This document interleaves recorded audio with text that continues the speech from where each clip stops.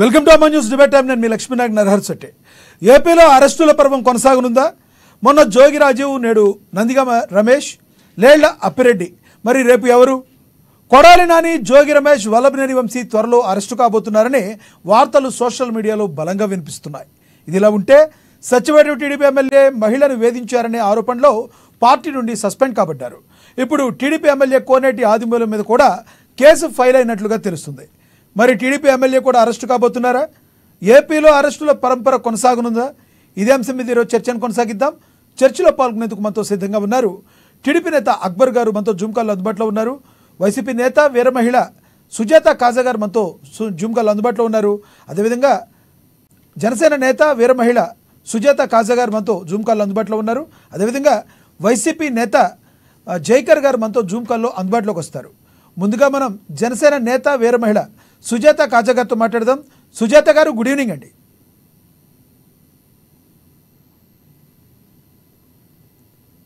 సుజాత గారు, good evening అండి.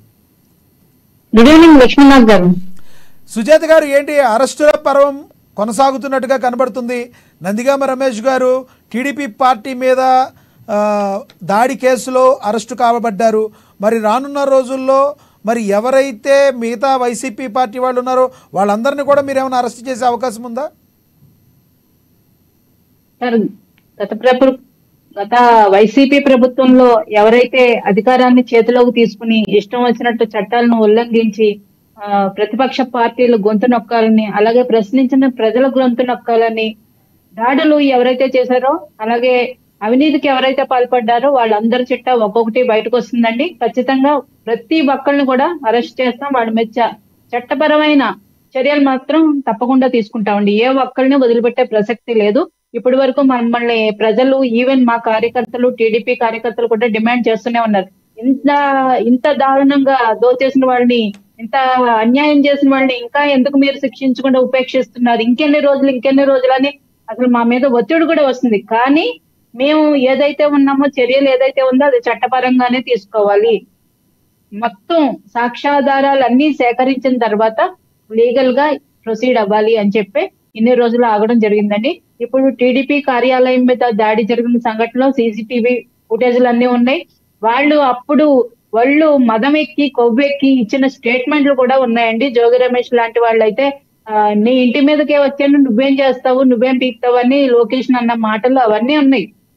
ఎక్కడికి పోలేదు సార్. ప్రతిదీ గూగుల్లో అంటారు కదా, గూగుల్లో ఎట్లా కొడితే అట్లా వస్తుంది అని చెప్పి వీళ్ళు మర్చిపోయి మసిపూసి మారేడుకాయ చేసేసి ప్రజలు మోసం చేసేద్దామని, ప్రజలు మర్చిపోతారని అనుకుంటారేమో కానీ ఏవి మర్చిపోయే సమస్య లేదు, అన్ని ఉన్నాయి. ప్రతి ఒక్కరిని అరెస్ట్ చేస్తాం సార్. పక్క రాష్ట్రాలకు పోయి ఎక్కడో దాక్కుంటాం, ఫామ్ హౌస్ లో దాక్కుంటాం అంటే కాదండి, ఎక్కడున్నా పట్టుకుని తీసుకొస్తారు. అంటే సుజాత గారు, గతంలో వైసీపీ వాళ్ళు ఒక్కళ్లే కాదు కదా దాడులు జరగడం అనేది. టీడీపీ శ్రేణులు కూడా మరి వైసీపీ పార్టీ ఆఫీస్ మీద కానీ కొన్ని రీసెంట్గా మనం చూసాం, రాళ్ళు రువిన కేసులు కూడా ఉన్నాయి. మరి వాళ్ళని కూడా అరెస్ట్ చేసే అవకాశం ఉందా? కేవలం వైసీపీ వాళ్ళని మాత్రమే అరెస్ట్ చేస్తారు సార్? వైసీపీ లాగా ఒకవైపే పరిపాలన లేదంటే బయాస్డ్ గా ఉండదండి. ఖచ్చితంగా అది మా పార్టీ కార్యకర్తలు ఏదైనా హద్దు దాటితే కూడా వాళ్ళ మీద కూడా క్రమశిక్షణ చర్యలు ఉంటాయి. ఆ విషయంలోనే గెలిచిన తర్వాతే పవన్ కళ్యాణ్ గారు కానీ, అటు చంద్రబాబు నాయుడు గారు కానీ వ్యక్తిగత కక్షలకు కానీ, వ్యక్తిగత దోషణలకు కానీ ఎవరు పాల్పడొద్దు, ఇది రాజకీయంగానే చేయండి తప్ప వ్యక్తిగతంగా ఎవరు తీసుకోవద్దని చెప్పడం జరిగింది. లేదంటే వీళ్ళలాగా ప్రవర్తించుంటే కనుక వీళ్ళు చేసిన అణచివేతకి ఇంకా రియాక్షన్ ఏ విధంగా ఉండేది సార్? మనం ఒకసారి ఎక్స్పెక్ట్ చేయొచ్చు. కానీ ఏ కార్యకర్తలు ఎవరు దాడులు తెగబడలేదే. గుంటూరులోనే, మన వినుకొండలోనే ఎక్కడో జరిగిన దానికి ఒక ఇద్దరు వ్యక్తుల మధ్య దాన్ని తీసుకుని వచ్చి పార్టీకి ఆపాదించాలని ట్రై చేస్తారు. కానీ ద్వారంపూడి చంద్రశేఖర్ రెడ్డిని ఎప్పుడు అరెస్ట్ చేస్తున్నారు సార్? ద్వారంపూడి చంద్రశేఖర్ రెడ్డి విషయంలో ఎందుకు డిలే అవుతుందంటే, అక్కడ అవినీతి చేసింది ద్వారంపూడి చంద్రశేఖర్ రెడ్డి కుటుంబాన్ని ప్రజలందరికీ తెలిసిన నగ్న సత్యం అది. అయితే అక్కడ వాళ్ళు క్రైమ్ ను కూడా లీగలైజ్ చేసేసి ఎవరికి వాళ్ళు మాత్రం బయటికి కనిపించకుండా ఒక ఏమంటారు బినామీలను పెట్టి, వాళ్ళని బూచులుగా పెట్టి, వాళ్ళని దోషులుగా చూపిస్తూ వాళ్ళు చేయాల్సిన క్రైమ్ అంతా చేశారు, దోచుకోవాల్సిన డబ్బంతా దోచుకున్నారు. ఇప్పుడు మనం కంగారు పడి తొందరగా వీళ్ళ మీద చర్యలు తీసుకోవాలని తీసుకుంటే కనుక అసలైన దోషులు పట్టుబడరండి. ఇంకొకరు ఎవరో బినామీగా వాళ్ళు వచ్చి న్యాయస్థానాల ముందు వస్తారు. అలాగే కేసు బలంగా లేకపోతే న్యాయస్థానాలు మొట్టిగాలు వేస్తాయి. అంత గత ప్రభుత్వంలో ఎన్ని మొట్టిగాలు తిన్నారో కోర్టులతో చూసాం కదా. ఆ క్రెడిబిలిటీ కోల్పోకూడదు కదా. ఖచ్చితంగా ప్రజల్లో కూడా చులకన అయిపోతాం. ఖచ్చితమైన ఆధారాలు తీసుకుని ద్వారంపూడి చంద్రశేఖర్ రెడ్డి గారు బలమైన కేసులు పెడతారంటారు మీరు? బలమైన కేసులు పెడతారంటారు? ఉన్నవన్నీ బయటకు లాగుతాం సార్. అసలు ఎక్కడెక్కడ డబ్బులు ఎవరెవరి అకౌంట్ లోకి పోయినాయి, ఎలాగా ఏ విధంగా ఎవరెవరు ఆ డబ్బులను మింగేశారు అవన్నీ బయటకు లాగాలి, ఆధారాలతో సహా, బ్యాంక్ అకౌంట్లతో సహా ప్రతిదీ. ఇప్పుడు బియ్యం, రేషన్ బియ్యం విషయంలో చూసారు, ఎన్ని క్వింటాల బియ్యం పట్టుబడిందో అన్ని చూసారు కదా. సో దాని వెనుకున్న వ్యక్తులు ఎవరు, అసలు మూలమైన వ్యక్తి ఎవరు, ఎక్కడికి పోయినాయి, అది ద్వారంపూడి చంద్రశేఖర్ రెడ్డి జేబులోకి వెళ్ళినాయా, మొత్తం అక్కడి నుంచి జగన్మోహన్ రెడ్డికి వెళ్ళినాయా, అన్ని కూడా రావాలి కదా సార్. దాంట్లో ఎంతమంది పంచుకున్నారు, ఎవరెవరు తిన్నారు, అవన్నీ బయటకు వస్తాయి. ఒక ఇంట్లో దొంగతనం చేస్తానో, ఒక సెల్ ఫోన్ దొంగతనం చేస్తానో పట్టుకోవడానికి 1 నెల, 2 నెలలు, 3 నెలలు పడుతుంది. అలాంటిది ఇంత పెద్ద నేరాలు జరిగినప్పుడు కొంచెం టైం పడుతుంది సార్ ఖచ్చితంగా. ఓకే, మళ్ళీ వస్తానండి మీ దగ్గరికి. మనతోటి టీడీపీ నేత అక్బర్ గారు ఉన్నారు, ఆయనతో మాట్లాడదాం. అక్బర్ గారు, గుడ్ ఈవినింగ్ అండి. Good evening. అక్బర్ గారు, నందిగామ సురేష్ గారిని మీరు అరెస్ట్ చేశారు. నెక్స్ట్ ఎవరిని చేయబోతున్నారు?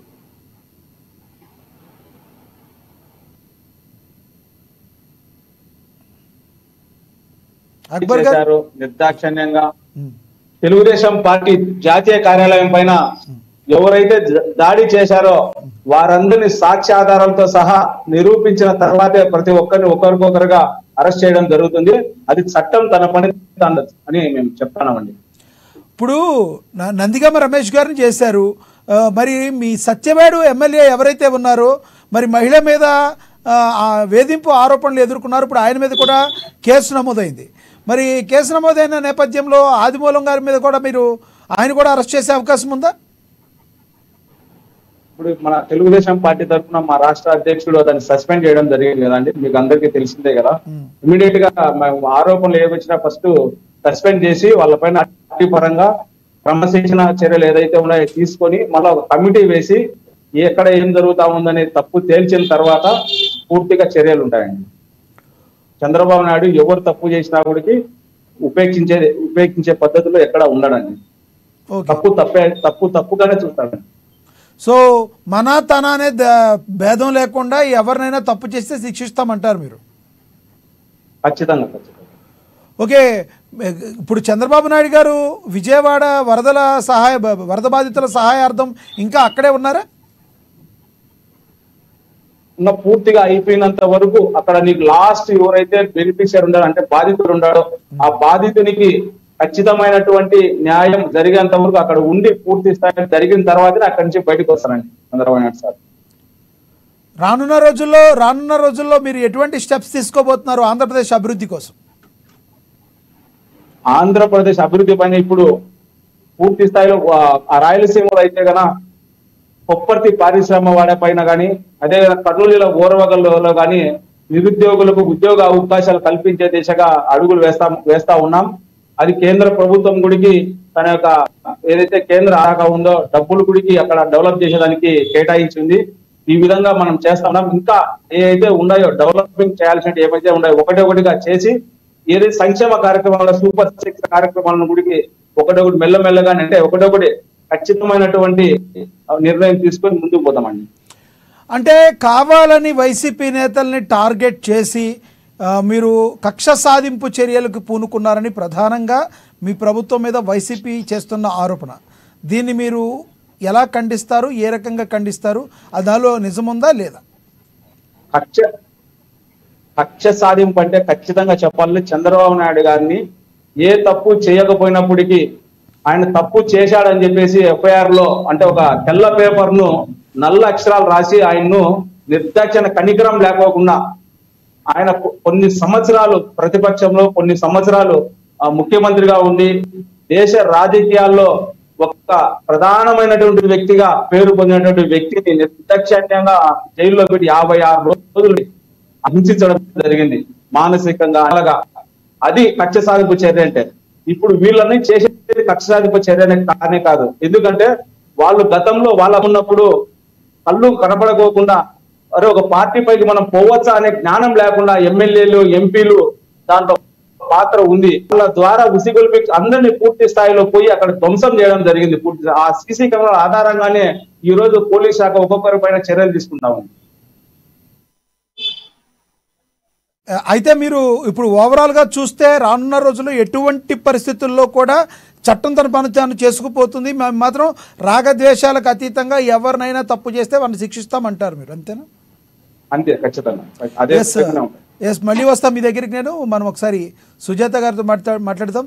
సుజాత గారు, ఎన్నెన్నో విమర్శలు ఎదుర్కొన్నారు. మరి జనసేన నేత గడిచిన 5 రోజుల్లో జనసేన అధినేత పవన్ కళ్యాణ్ గారు దాదాపుగా 6 కోట్లు సహాయం చేసినట్టుగా తెలుస్తుంది మనకి. వరద బాధితుల సహాయార్థం ఏపీ తెలంగాణ కలుపుకొని పంచాయతీలకి దగ్గర 400 పంచాయతీలకి ఒక్కొక్క పంచాయతీకి ₹1,00,000 చొప్పున జనసేన అధినేత తన వ్యక్తిగత డబ్బుని ఇవ్వడం జరిగింది. ఇప్పుడు ఈ వ్యక్తిగత డబ్బు ఎక్కడి నుంచి వచ్చింది? మొన్న ఎలక్షన్ల ముందు వరకు అది కూడా లేదన్నారు.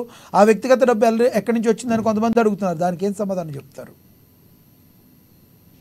సార్, వీళ్ళు చదువుకుని ఏడిస్తే, వీళ్ళకి అక్షర జ్ఞానం ఉండి ఏడిస్తే పవన్ కళ్యాణ్ గారు ఆఫీస్కి రమ్మనండి, మొత్తం అన్ని చూపిస్తాం. ఆయన ఇన్కమ్ ట్యాక్స్ కట్టినవి, ఆయన ఆదాయం, ఏదైతే సినిమాల కోసం అడ్వాన్సులు తీసుకున్నారో అవి, ఆయన చేసిన అప్పులు, ప్రతిదీ అఫిడవిట్ లో ఉండే, చదువుకుంటా నిశానిగాళ్ళారా అని చెప్తున్నాం సార్. ప్రతిదీ ఆయన ఓపెన్ తెల్ల కాగితం సార్, అందులో దాచేది ఏమీ లేదు. ఒకసారి మీరు గతంలో చూసుకుంటే కనుక జనసేన పార్టీ ఆఫీస్ లో మొత్తం ప్రొజెక్టర్ పెట్టి ఆయన మొత్తం ఆదాయం, అప్పులు, ఆయన కట్టిన ట్యాక్స్ అంతా చూపించిన వ్యక్తి. జగన్మోహన్ రెడ్డి గారి లాగా 151 పేజీల అఫిడవిట్, అది కేసుల కోసం ఇచ్చిన వ్యక్తి కాదు. లక్షల కోట్లు తండ్రి ముఖ్యమంత్రిగా ఉన్నప్పుడు దోచేసిన వ్యక్తి కాదు. లెక్కర్లో దోచేసిన వ్యక్తి కాదు. ఇసుకలో దోచేయలేదు, గ్రావెల్లో దోచేయలేదు. సిగ్గుండాలండి పవన్ కళ్యాణ్ గారిని ప్రశ్నించడానికి. ప్రజలు ఇంకా ఊస్తున్నా సిగ్గులేదు వీళ్ళకి. 11 సీట్లు ఇచ్చి మీరు పనికిమాల దద్దమ్మలారని పక్కన కూర్చోబెట్టినా మళ్ళీ తప్పులే చేస్తున్నారు. మళ్ళీ అవే తప్పులు రిపీట్ అవుతున్నాయి. ఇప్పటికీ కూడా వాళ్ళు కరెక్ట్ చేసుకోకపోతే పార్టీ మొత్తం క్లోజ్ అయిపోతుందండి. రమ్మనండి, ఏం లెక్కలు కావాలో అడగండి, ఖచ్చితంగా చెప్తారు. మా దగ్గర ఏం దాచేది లేదు. రైట్ సుజాత గారు, మీరు అడిగిన దానికి సమాధానం చెప్తారు. మనతోటి వైసీపీ నేత జైకర్ గారు ఫోన్ల ద్వారా అందుబాటులో ఉన్నారు, ఆయనతో మాట్లాడదాం. జైకర్ గారు, good evening sir. Good evening అండి. గుడ్ ఈవినింగ్ జైకర్ గారు. అరెస్టుల పరంపర కొనసాగుతుంది. రాగద్వేషాలకు అతీతంగా, పార్టీలకు అతీతంగా ఎవరు తప్పు చేసినా చట్టం తన పనిదానం చేసుకు వెళ్ళిపోతుందని చెప్తుంది ప్రభుత్వం. ఏమంటారు? అసలు ఆంధ్రప్రదేశ్ లో రాజ్యాంగం, అంబేద్కర్ రాసిన రాజ్యాంగం నడవట్లేదు కదండి.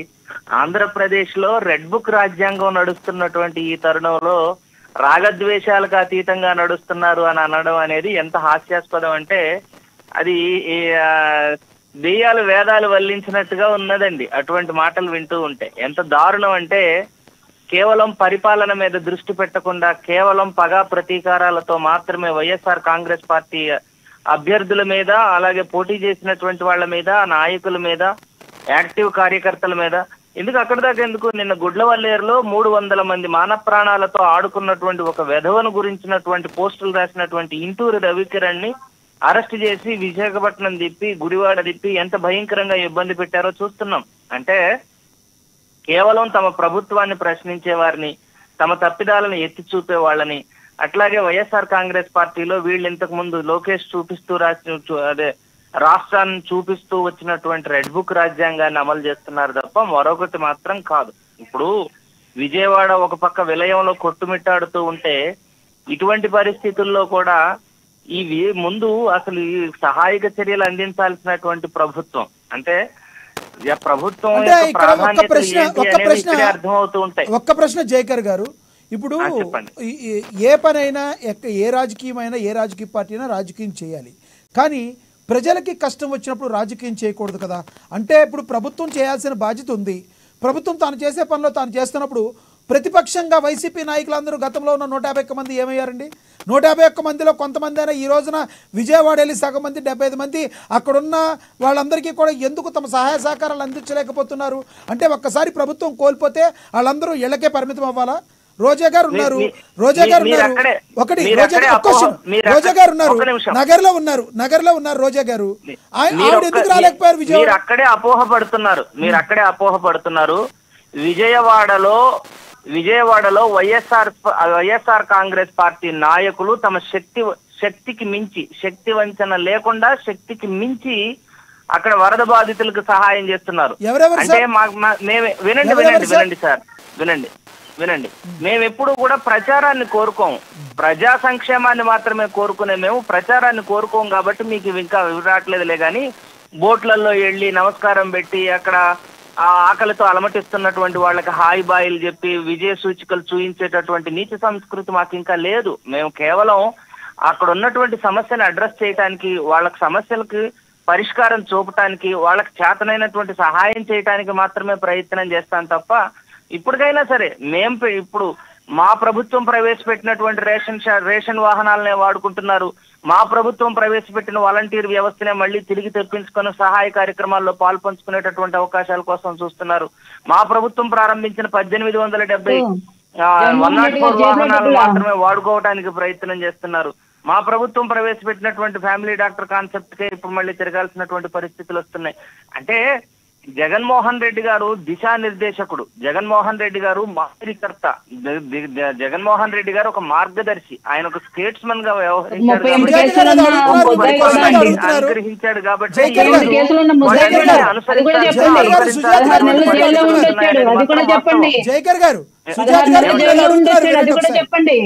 ఒక ఆర్థిక నేరస్తుడు, అది కూడా చెప్పండి.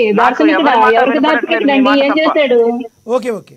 అంటే సుజాత గారు అంటున్నారు, జనసేన నేత ఏమంటున్నారంటే ఒక ఆర్థిక నేరస్తుడైన జగన్మోహన్ రెడ్డి గారు దిశానిర్దేశం ఎలా చేస్తారో అని అడుగుతున్నారు. కాబట్టే కదా మీరు చేసిన దిశానిర్దేశాలు నచ్చకే కదా 11 ఇచ్చి పక్కన కూర్చోబెట్టారు మిమ్మల్ని. ఏ రకంగా మిమ్మల్ని అంటున్నారు? వినండి, సుజాత గారికి అక్కడ అర్థం కావట్లేదేమో. ఒక వివాహ వ్యవస్థ మీద సరైనటువంటి అవగాహన లేనటువంటి, సరైనటువంటి నమ్మకం లేనటువంటి ఒక పెళ్లిళ్ల పేరయ్యనే ప్రజలు ఎన్నుకున్నప్పుడు ప్రజా వ్యవస్థలు ఎట్లా ఉంటాయంటే కొన్నిసార్లు మాయమాటలు నమ్ముతారు, కొన్నిసార్లు గొప్ప వాళ్ళని కూడా పక్కన పెడతారు. ఆయన ఆర్థిక నేరస్తుడా కాదా అనేటటువంటిది సుజాత గారికి తెలుసో తెలియదో కానీ ఆయన మీద పెట్టినటువంటి ప్రతి అక్రమ కేసుకు ఆయన సమాధానం చెప్తున్నాడు, ప్రతి కేసుని ధైర్యంగా ధీమంతంగా ఎదుర్కొంటున్నాడు. ఆయన మీద పెట్టినటువంటి ప్రతి అక్రమ కేసులోనూ ఆయన కడిగిన ముత్యంలాగా బయటకు వస్తాడు. కానీ ముందు ఈ పెళ్లిళ్ల పేరయ్యని బయటకు రమ్మనండి. ముందు ఇప్పుడు ఒకటి జైకర్ గారు నెంబర్ 1 పవన్ కళ్యాణ్ గారు ఎవరితో కూడా విడాకులు తీసుకోకుండా ఇంకొకరిని పెళ్లి చేసుకోలేదు. ఎవరన్నా వచ్చి మీకు ఎవరికన్నా కంప్లైంట్ ఇచ్చి మాకు అన్యాయం జరిగిందని చెప్పారా? అంటే ఫర్ ఎగ్జాంపుల్ మొన్న మీ దువ్వాడ సీను ఉన్నారు కదా, ఆ దువ్వాడ సీను వారికి వైఫ్ ఏ రకంగా వచ్చారో బయటికి నాకు అన్యాయం జరిగిందని చెప్పారా? చెప్పలేదు కదా. గతంలో ఒక మాట వినండి, వ్యక్తిగత లైఫ్ అనేది జైకర్ గారు వ్యక్తిగత లైఫ్ అనేది ఎవరికైనా ఉంటుంది. కాదండి, నాకు చేత కాలేదు, నాకు చేత కాలేదు, మీకు చేతనైతే మీరు కూడా 30 పెళ్లిళ్ళు చేసుకోండి అని స్టేట్మెంట్ ఇచ్చినాడు వివాహ వ్యవస్థ మీద గౌరవం ఉన్నాడుతో సమానమా? అలాగా సార్, మీరు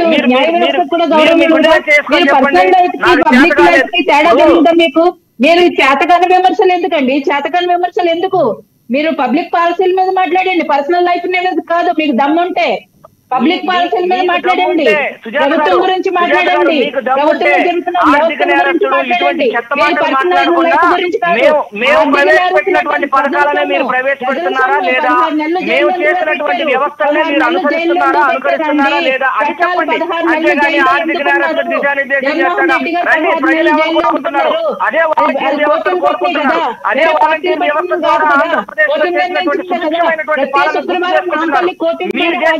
నిర్లక్ష్యపూరితమైనటువంటి పాలనని, మీరు చేస్తున్నటువంటి చేస్తున్నటువంటి పనుల్ని, మీరు చేస్తున్నటువంటి దుర్మార్గాన్ని, దౌర్జన్యాన్ని, ప్రజల్ని చేస్తున్నటువంటి మోసాన్ని ప్రజలు ఏమనుకుంటున్నారు?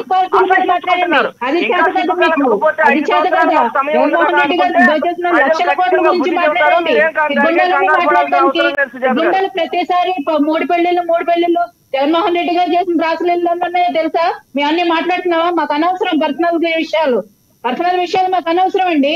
పబ్లిక్ పాలసీల గురించి మాట్లాడండి. జైకర్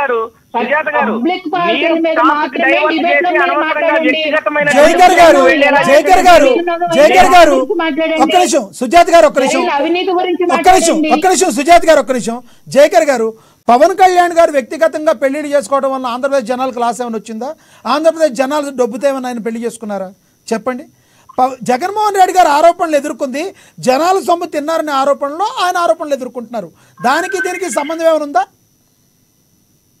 ప్లీజ్. అంటే వివాహ వ్యవస్థను అవహేళన చేసేవాడు ఏమండి? అలాంటి వివాహ వ్యవస్థను అవహేళన చేసేవారు తుర్పు ముక్కలు మీ వైసీపీ పార్టీలో నిన్న లేదు మొన్న. ఏమండి ఒక్క నిమిషం సుజాత్ గారు ఆగండి, దయచేసి సుజాత్ గారు ఆగండి, ఇద్దరు మాట్లాడతారు. సుజాత్ గారు ఒక్క నిమిషం ఇద్దరు మాట్లాడతారు. జైకర్ గారు కడిగిన ముత్యాలు ఉన్నారండి, కడిగిన ముత్యాలు ఉన్నారు. పుట్టించడం తప్పు అని ఆవిడ చెప్పలేదా? కాదండి, వివాహ వ్యవస్థ మీద ఇలాగే మాట్లాడారు. మీ దువ్వాడ శ్రీని గారు వ్యక్తిగత జీవితం ఏమైంది? ఆయన ఏమైంది? సుబ్రహ్మణ్యం గారు హత్య కేసులో ఉన్న ఆయన నిన్న లేదు మొన్న ఏం చేశాడు? ఆయన దరిద్రమైన వీడియోలు చూసాం మనందరం. మీరు ఒకటి జైకర్ గారు పబ్లిక్ కి సంబంధించి మూడు సార్లు ప్రతిపక్ష నాయకుడిగా ఇచ్చారు, ముఖ్యమంత్రిగా ఇచ్చారు, మళ్ళీ ఒక నాయకుడిగా ప్రతిపక్ష నాయకుడిగా ఎన్నుకునేటటువంటి స్థాయిని కలగజేశారు. మీరు దాని గురించి జగన్మోహన్ రెడ్డి గారు అవినీతి గురించి మీరేం చెప్పవసరం లేదు. ప్రజా కోర్టులో ఏనాడో తీర్పు ఇచ్చేశారు దాని గురించి. తీర్పు ఇవ్వలేదు, ఇంకా బెయిల్ మీద తిరుగుతున్నారు. తీర్పు ఇచ్చేలేదు, క్లీన్ చిట్ ఇచ్చేలేదు జగన్మోహన్ రెడ్డి గారికి. నేను కోర్టులో తీర్పు ఇచ్చారని చెప్పలేదు. ప్రజా కోర్టులో ఆయన ఆమోదం ఎలా వచ్చిందనే చూసాం. 67 సీట్లతో ప్రతిపక్ష నాయకులు చేశారు, 151 సీట్లతో ముఖ్యమంత్రి చేశారు. మీరేం ప్రజలు నమ్మారా నమ్మలేదా అనేటటువంటి దాన్ని దాని గురించి కోర్టులకు ఎగ్గొట్టిన వ్యక్తి ఏం మాట్లాడుతున్నారు సార్? 3000 సార్లు వాయిదాలు తీసుకున్నారు, కోర్టు ప్రొసీడింగ్స్ కే హాజరవ్వలేదు. మీరు చట్టాలను గౌరవించే వాళ్ళ చట్టపరంగా మాట్లాడండి. ఇప్పటి వరకు మీరు కోర్టుకు హాజరవ్వలేదు. కోడికత్త శ్రేణిలో పక్కనే ఉన్న కోర్టుకు కూడా హాజరవ్వకుండా ఆ పిల్లల్ని 5 సంవత్సరాలు ఇబ్బంది పెట్టారు. ఏం మాట్లాడుతున్నారు సార్ మీరు? అసలు మీ అనైతికమైన మీ దరిద్రమైనటువంటి భావజాలాన్ని ఇక్కడే అర్థం చేసుకోవచ్చు. ఎందుకంటే ఒక నాయకుడి మీద హత్యాయత్నం జరిగితే దాన్ని కోడి కత్తితో అవహేళన చేస్తున్న మీ దుర్మార్గం, మీ దౌత్యాన్ని, మీ దుర్మార్గాన్ని ఏమన్నా నాకు అర్థం కావట్లేదు. అరగంట గంట మీరు నైతికతల గురించి మాట్లాడుతుంటే నవ్విపోతున్నారు సార్ జనాలు.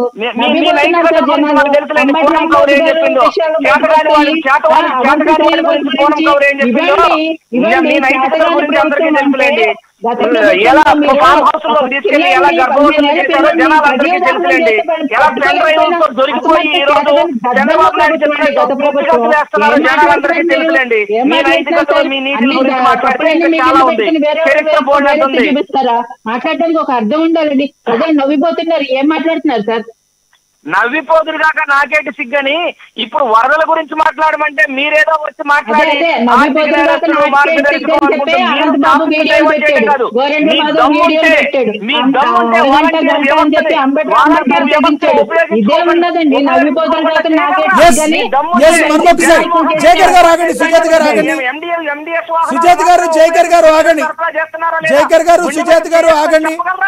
మళ్ళీ ఇస్తాను జయకర్ గారు మీకు. మళ్ళీ ఇస్తారు మీకు. ఒక్కటి జయకర్ గారు, మీకు దమ్ముంటే జయకర్ గారు ఒక్క నిమిషం ఆగండి. ప్రవేశపెట్టినటువంటి బోట్లని ఆ రోజు స్పీడ్ బోట్లని ఇప్పుడు వినియోగిస్తున్నారా లేదా? మీకు దమ్ముంటే చెప్పండి. జగన్మోహన్ రెడ్డి ఆ రోజు ప్రయోగించినటువంటి డ్రోన్ల ద్వారా పంపిణీ కార్యక్రమాన్ని మీరు ఈ రోజు ఫాలో అవుతున్నారా లేదా? ఇది ధైర్యంగా చెప్పడానికి ప్రయత్నం చేయండి తప్ప ఆయన మార్గదర్శకుడు. మీరు వ్యక్తిగతమైనటువంటి ఆరోపణలకు వెళ్తే మేము కూడా వ్యక్తిగతమైనటువంటి ఆరోపణలకు వెళ్లాల్సి వస్తుంది. మీరు సమాధానం చెప్పగలిగితే నేనే మీ దగ్గర ఎలాగో సమాధానం లేవు. ఏమన్నా నేను ఒక ప్రశ్న అడుగుతా, మీరు సమాధానం చెప్పండి. మహిళలకు ఉచిత బస్సు ప్రయాణం ఇస్తారన్నారు. ఆ మహిళలకు ఉచిత బస్సు ప్రయాణం ఇచ్చే ఏదన్నా ఉందా లేదా? లేకపోతే ప్రతి మహిళకి 18 ఏళ్ళు పెంచిన ప్రతి మహిళకు 1500 రూపాయలు ఇస్తానన్నారు. ప్రతి మహిళకి 1500 రూపాయలు ఇచ్చేది ఉందా లేదా? ప్రతి మహిళకి 3 గ్యాస్ సిలిండర్లు ఇస్తామన్నారు. గ్యాస్ సిలిండర్లు ఇవ్వమంటే మీ నాయకుడే నారాయణ మనోహరే ఒక మంత్రి హోదాలో గ్యాస్ సిలిండర్ మేము ఇవ్వలేము, మేము గ్యాస్ సిలిండర్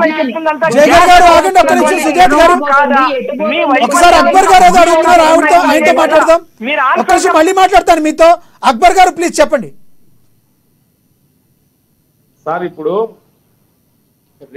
రెడ్ బుక్ ను అవహేళనగా మాట్లాడాడు సార్. మేమేమంటే రెడ్ బుక్ కానీ స్టార్ట్ చేస్తాను. రెడ్ బుక్ లో ఉండేది గుడికి అంబేద్కర్ రచించిన రాజ్యాంగాన్ని ఏదైతే ఉన్నాయో ఆ రాజ్యాంగమే రెడ్ బుక్ లో ఉంది. ఆ రెడ్ బుక్ ని ఇప్పుడు ఇంప్లిమెంట్ చేస్తాం. ఇంకోటి చంద్రబాబు నాయుడు గారు అక్కడ వరదలు వచ్చినాయి, ప్రజలు ఇబ్బందులు పడతా ఉండాలంటే ఇమ్మీడియట్ గా పోయినాడు, ఆ వరదల్లోనే వెళ్ళిపోయినాడు. దానికి వయసు ఈ రాష్ట్రంలో ఈ దేశంలో వాళ్ళ చంద్రబాబు నాయుడు గారిని ప్రశంసించాలా, ఆయన కృతజ్ఞతలు చెప్పాలా. అవసరమైతే వైసీపీ పార్టీ ద్వారా వాళ్ళ గతంలో అవినీతి ఏదైతే గనా మద్యంలో గాని ఇసుకలో గాని భూమాఫియాలకు సంపాదించే డబ్బులు ఇన్ని కోట్లు మేడమని చెప్పి స్వచ్ఛందంగా మీరు పంచండి అని చెప్పి చంద్రబాబు నాయుడు గారు ప్రభుత్వానికి ఇవ్వాలా. అట్లా చేయడంలే. జగన్మోహన్ రెడ్డి గారు ఏదైతే అబద్ధాలు తీయగా చెప్తాండ్రో వాళ్ళు కూడా ఇప్పుడు వచ్చినటువంటి వ్యక్తి కూడా అదే విధంగా అబద్ధాలు అన్ని చెప్తా ఉన్నాడు. పవన్ కళ్యాణ్ గారు ఎన్ని పెళ్లిళ్ళు చేసుకుంటే ఏం అవసరం, ఈ రాష్ట్రానికి ఏమైనా వచ్చిందా, అన్యాయం ఏమైనా జరిగిందా ఈ రాష్ట్రానికి? ఆయన ఈ రోజు డిప్యూటీ సీఎం లో ఈ రాష్ట్రంలో ప్రజలందరూ ఆయనను నాయకత్వాన్ని స్వాగతిస్తా ఉన్నారు ముక్త కంఠంతో. కేంద్ర ప్రభుత్వం రాష్ట్ర ప్రభుత్వానికి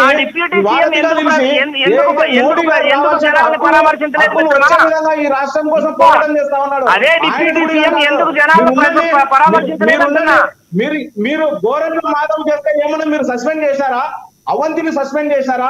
అదేవిధంగా అంబటి సస్పెండ్ చేశారా? మీ యొక్క ఏదైతే విజయసాయి పైన ఆరోపణలు వస్తే ఆయన సస్పెండ్ చేశారా? మీ దాంట్లో ఎంతమంది అంటే వ్యక్తిగతంగా పోకూడదు కాబట్టి మేము పోవడం లేదు. మీ ప్రభుత్వంలో పూర్తిగా జరిగిందంటే అన్ని అవినీతి, అనైతిక పాలన. ఒక్కటంటే ఒక్కటి గుడికి మీరు మంచి పని చేసేటువంటి పరిస్థితులు ఎక్కడా లేవు ఈ రాష్ట్రంలో. మీరు బోట్ల గురించి చెప్తా ఉన్నారు, అదే విధంగా వాలంటరీ గురించి చెప్తా ఉన్నారు. బోట్లు ఏమన్నా మీ సొంతంగా మీరేమన్నా బాడీగా పెట్టి మీరు అక్కడ ఎక్కడైనా పెట్టింటే మేము ఏమైనా తీసుకొని పోతామా? అది రాష్ట్ర ప్రభుత్వం ఏదైతే ఉన్నాయో రాష్ట్ర ప్రభుత్వ ఖజానా నుంచి కొనుగోలు చేసేటువంటి వస్తువులను మేము వినియోగిస్తా ఉన్నాం తప్ప మీ యొక్క వైసీపీ పార్టీలో ఉన్నటువంటి ఏ ఒక్క కార్యాలయం నుంచి కూడా తెచ్చుకొని అక్కడ మేము పనిచేయడం పరిస్థితి ఎక్కడా లేదు. చంద్రబాబు నాయుడు గారు ఈ రాష్ట్రం కోసం, ఈ యొక్క ప్రజల కోసం ఆయన ప్రాణాలకు తెగించి వయసును కూడా లెక్క చేయకోకుండా పోరాటం చేస్తారు. మీరు ఆ విధంగా మీరు ప్రజల పవన్ కళ్యాణ్ గారు చెప్పడం జరిగింది నిన్న, మీరు ఏదైతే ప్రజల మధ్యలోకి వెళ్ళి సాయం చేసినట్టు కాదు, ప్రజల మధ్యలోకి వెళ్ళి దండం పెడితే సాయం చేసినట్టు కాదు, ప్రజల మధ్యలోకి వెళ్ళి ప్రజలకు సహాయం అందిస్తే సహాయం అందించినట్టు. ప్రజల మధ్యలోకి ఏమాత్రం వెళ్ళి ఊరికి 2 ఏళ్ళు ఊపుకుంటూ తిరిగితే అది కాదు, అది సాయం కాదు, అది పరామర్శ కాదు. బాధపడాల్సినటువంటి అవసరం లేదు. ఇప్పుడు అక్కడ ఉన్నారు మీ పార్టీ తరఫున మీరు పంచండి, పోయి డబ్బులు పంచండి, బాధితులకు పంచండి.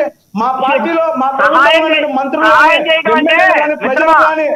చేయడం అంటే మా వైఎస్ఆర్ కాంగ్రెస్ పార్టీ వాళ్ళు చేస్తున్నటువంటి సహాయ కార్యక్రమాలు విజయవాడలో ఎంతమందికి భోజనాలు పెడుతున్నారు, ఎంతమందిని రెస్క్యూ చేస్తున్నారు, ఎంతమందిని తమ సొంత బోట్లలో బయటకు తీసుకొస్తున్నారు, ఎంతమందిని ఆపద సమయంలో ఆదుకుంటున్నారు. అదే సహాయం చేయడం అంటే ఎన్ని సహాయ కార్యక్రమాలు ఏమి చేయకుండా ఊరికిన 2 ఏళ్ళు చూసుకుంటూ దండం పెడుతూ నమస్కారం పెడుతూ ప్రచారం కోసం ఫోటోలు దిగుతూ హుదుహుదులో అక్కడే ఉండి చేశారు అన్నట్టు. ఏ ఆంధ్రప్రదేశ్ కి ఐరన్ లెగ్ ఆయన వస్తే ఆ రోజు హుదుహుదులో విశాఖపట్నం నాశనం అయిపోయింది. ఈ రోజు మళ్ళీ ఇక్కడికి వచ్చేసరికి విజయవాడ విలయం. ఆయన అక్రమ కొంపని కాపాడుకోవటం కోసం బుడమేరు లాభం ఎత్తి దుర్మార్గమైనటువంటి చర్యకు పాల్పడి ఆంధ్రప్రదేశ్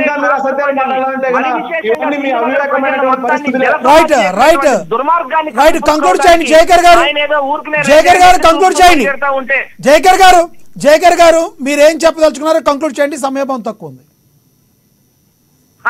నేను చెప్పదలిచిందల్లా ఒకటే, ఆంధ్రప్రదేశ్ కి దిశానిర్దేశం చేసినటువంటి జగన్మోహన్ రెడ్డిని విమర్శించేటటువంటి నైతిక హక్కు కూడా వీళ్ళకి లేదు.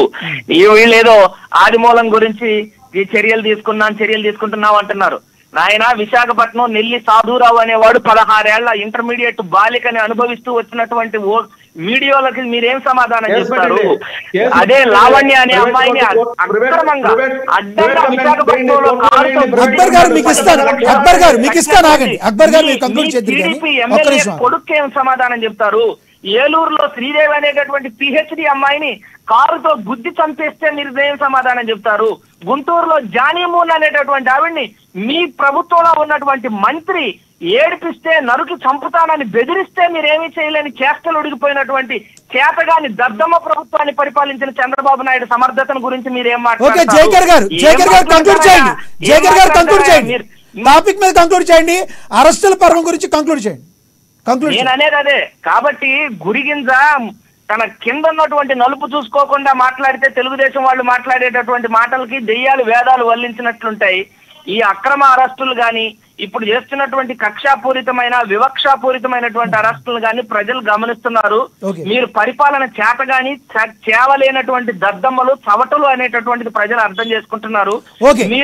మీరు ఇచ్చినటువంటి హామీలని వాగ్దానాలను Okay. నెరవేర్చలేక అరెస్టులతో ప్రభుత్వం ప్రజల యొక్క దృష్టిని అక్బర్ గారు, yes, yes, మరల్చడానికి yes. చేసేటటువంటి మీ Right. కుట్రలు కుయుక్తులను Okay. ప్రజలు గమనిస్తారు. ఈ బాధను అనుభవిస్తారు.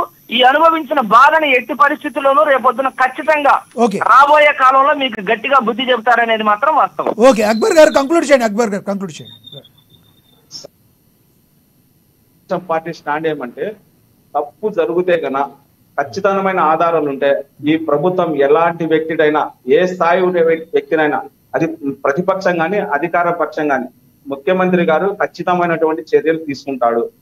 ఆల్రెడీ పోలీస్ ఏదైనా తప్పులు చేస్తే ఎవరిపైన శిక్షించండి అని చెప్పేసి ఆదేశాలు ఇవ్వడం జరిగింది.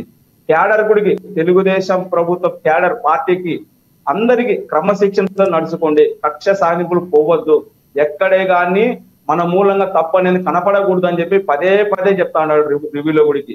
అదే విధంగా మాతో భాగస్వామిగా ఉన్నటువంటి మన పవన్ కళ్యాణ్ గారి గుడికి అసెంబ్లీలో ఆయనే చెప్పినాడు, పక్కన సీఎం గారిని పెట్టుకొని, సార్ నేను తప్పు చేసిన గుడికి శిక్షించండి, మన ప్రభుత్వంలో మన యొక్క ఉమ్మడి ప్రభుత్వంలో ఎక్కడే కానీ తప్పులు జరగకూడదు అని చెప్పేసి అసెంబ్లీలోనే ఆయన చెప్పడం జరిగింది. అంటే చాలా పారదర్శకంగా చిత్తశుద్ధితో ఈ ప్రభుత్వం పరిపాలన చేస్తా ఉంది. ఎక్కడైనా తప్పులు జరిగితే మేము కూడా ఈ ప్రభుత్వం పట్టించుకోకుండా ఉంటే ఖచ్చితమైన ఆధారాలు తీసుకొని మీరు ప్రైవేట్ కంప్లైంట్ కోర్టులో వేయండి, ఫైట్ చేయండి.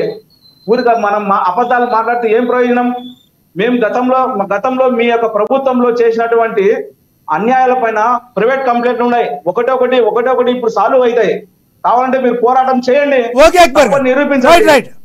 ఓకే అక్బర్ గారు, సుజాత గారు కంక్లూడ్ చేయండి.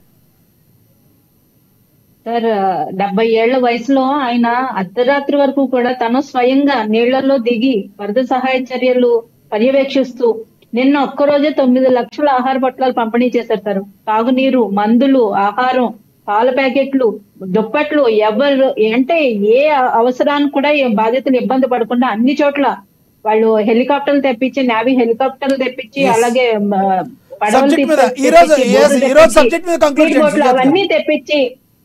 పడవలు అవన్నీ తెప్పించి ఎక్కడ కూడా కాంప్రమైజ్ అవ్వకుండా మారుమూల ఎవరైతే ఉన్నారో కొన్ని చోట్ల అక్కడ వెహికల్స్ వెళ్ళలేకపోతుంటే వాళ్ళు నడుచుకుని తీసుకుని వెళ్ళి అందిస్తున్నారు బాధితులకి. కొన్ని చోట్ల బాధితులే స్వయంగా వచ్చి తీసుకుంటున్నారు. పరిస్థితుల్లో బురద రాజకీయాలు దయచేసి చేయకూడదండి. వాళ్ళు ఇంకా ప్రజలు మొహం మీద ఊసే వరకు తెచ్చుకోకూడదు. ఇప్పుడు మనం చూస్తున్నాం, డ్రోన్ లో తీసుకెళ్లి ఆహార పొట్లాలు అందిస్తున్న విజువల్స్ చూస్తున్నాం. అలాగే లిక్విడ్ బ్లీచింగ్ చల్లుతున్నారు.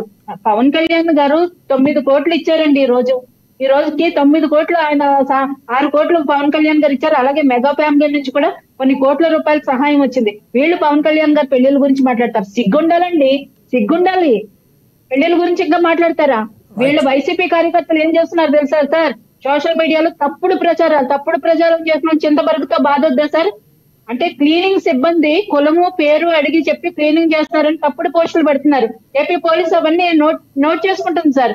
అలాంటి వాళ్ళు తీసుకెళ్ళి ఒక 4 కాలనీలు క్లీన్ చేయించాలి కదా, మరి బకెట్ ఇచ్చి క్లీన్ చేయించాలి అలాంటి వాళ్ళతోటి. అంటే తప్పుడు ప్రచారాలు ఇటువంటి టైంలో కూడా మీ రోజా ఏమో అప్పుడు రైన్ డాన్సులు చేసిందా వర్షాలు వస్తే? ఇప్పుడు పవన్ కళ్యాణ్ గారిని ప్రశ్నిస్తుందా, నువ్వు ఎక్కడ వెళ్ళిపోయావని? పవన్ కళ్యాణ్ గారు ఎక్కడున్నారు? ఆయన కలెక్టరేట్ లో కూర్చుని సమీక్షలు చేస్తున్నారు కదా. మరి రోజా నువ్వెక్కడున్నావమ్మా? ఇటలీ వెళ్ళావా? మరి పక్కన తమిళనాడు వెళ్ళావా? ఎక్కడున్నావు? నువ్వు వచ్చి ₹1 సహాయం చేసిన పాపాన్ని పోలేదు. కొన్ని కోట్లు దొబ్బావు కదా, ప్రతి దాని మీద కమిషన్లు దొబ్బావు కదా. మరి నువ్వు ఎంత సహాయం చేసావు? ఏం సహాయం చేసావు? ప్రజలకు వచ్చి కనీసం నువ్వు డబ్బులు ఇవ్వక్కర్లేదు, వచ్చి ప్రజల దగ్గరకు వచ్చి కలిసావా? అన్నమయ్య డ్యామ్ కూలిపోయినప్పుడు గేట్లు తెగిపోయినప్పుడు జగన్మోహన్ రెడ్డి గారు ఎన్ని రోజులకి వెళ్ళారండి? 15 రోజులకి వెళ్ళాడు మహానుభావుడు. మాట్లాడేది ధన్యవాదాలండి చర్చలో పాల్గొన్నందుకు. తెగిపోయి అంటారు. సుజాత్ గారు ధన్యవాదాలండి చర్చలో పాల్గొన్నందుకు. అదేవిధంగా జైకర్ గారు ధన్యవాదాలండి. అదేవిధంగా అక్బర్ గారు ధన్యవాదాలు చర్చలో పాల్గొన్నందుకు. ఏది ఏమైనప్పటికీ చట్టం తన పని తాను చేసుకు వెళ్ళిపోతుంది. గతంలో ఉన్న అది వైసీపీ పార్టీ కావచ్చు, ప్రస్తుతం ఉన్న టీడీపీ పార్టీ కావచ్చు, జనసేన పార్టీ కావచ్చు, అదేవిధంగా బీజేపీ పార్టీ కావచ్చు, ఏ పార్టీ నుంచి కార్యకర్తలు తప్పు చేసినా, నాయకులు తప్పు చేసినా సరే చట్టం తన పనిదాన్ని చేసుకు వెళ్ళిపోతుంది. కాబట్టి చట్టాన్ని గౌరవించిన వాళ్ళకి ఎవరైనా కూడా వారు శిక్షార్హులు అవుతారు అని చెప్పి మరి ఏపీ ప్రభుత్వం చెప్తుంది. మరి చూడాలి రానున్న రోజుల్లో ఈ అరెస్టుల పరంపర ఎక్కడి వరకు వెళుతుంది అనేది. ఇదే వాటి స్పెషల్ డిబేట్. చూస్తూనే ఉండండి అమా న్యూస్, నిజం కోసం జనం కోసం.